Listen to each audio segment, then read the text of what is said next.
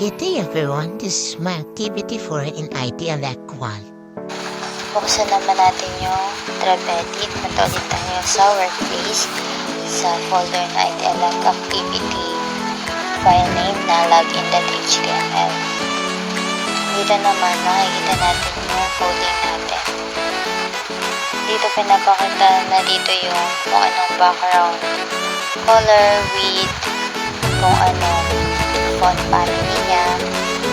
Then, para makonect natin siya sa ating registration form,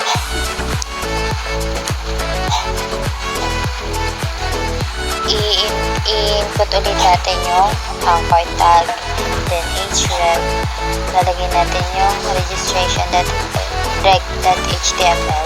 So, pag kinlik natin yung run, pag pinindot natin yung create an account, pag pinindot natin yung create an account, maglilink agad siya, magsusoftly scroll agad siya sa ating registration form.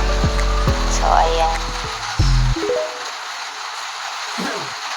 So, dahil nakalink in na nga yung ating CSS, registration CSS, pati yung login form natin is makikita natin ang design, which is ginawa kong gradient, pag-gradient yung style, gray to pink.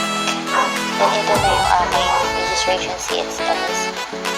Makikita natin yung sa body, display, height, justify content, sa form title, and font weight. Then next naman sa main user info. And then user info box.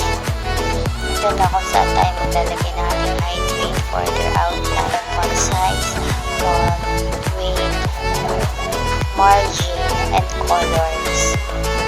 Tapos yung alignment. Ito na yung